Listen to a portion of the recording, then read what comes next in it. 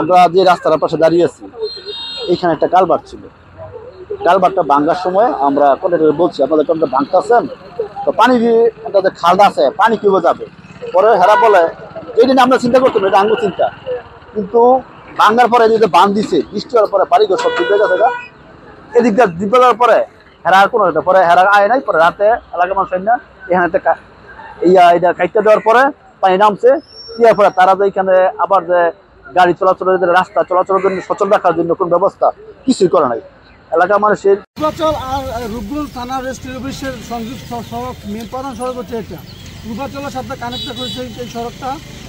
এটা এই যে আপনার রাস্তা অনেকাংশেই কমপ্লিট হয় নাই, কমপ্লিট না করে তারা চলে গেছে।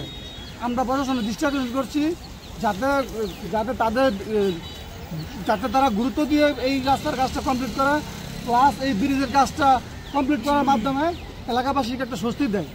ফেব্রুয়ারির 2-3 তারিখে কালপাট্টা ব্রিজটা ভাঙছে, এটার আগে ভাঙছে ওই জাঙ্গির একটা ভাঙছে, এই দুইটা এই সাথে তারা নতুন করে করবে। তো নতুন করে করবে বলতে বলতে বিগত 8 মাস চলে। এই 8 মাস ধরে ওনারা কোনো কাজ কাম ধরে না। এখন বলতেছে বৃষ্টি এই ঝামেলা এই ঝামেলা। আর এই যে রাস্তাটা এই রাস্তাটা দিয়ে মেডিকেলে লোক যাইতেছে, এই রাস্তাটা তো পার ডে মিনিমাম 50,000 লোক চলাফেরা করতেছে। এই 50,000 লোক যে কতটুকু ভোগান্তি ভাবে চলাফেরা করতেছে এটা একমাত্র আমরা জানতেছি, কিন্তু তারা এটা কাজ করবে বলতেছে, কিন্তু কাজের তাদের কোনো নাই। আমার বাড়ি পূর্বাচল।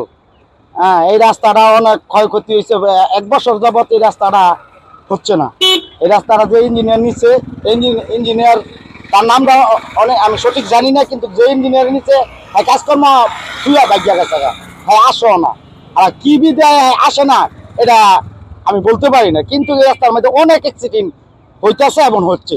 এই হালই অঞ্চল থেকে রূপগঞ্জ থানায় যেতে হলে আমাদের এই রাস্তা ব্যবহার করতে হয়, কিন্তু এই কালভার্টটা অনেক দীর্ঘদিন যাবৎ আজকে ভাইঙা মনে করেন করে রাখছে। এদিক দিয়ে গাড়ি চলাচল করা যায় না।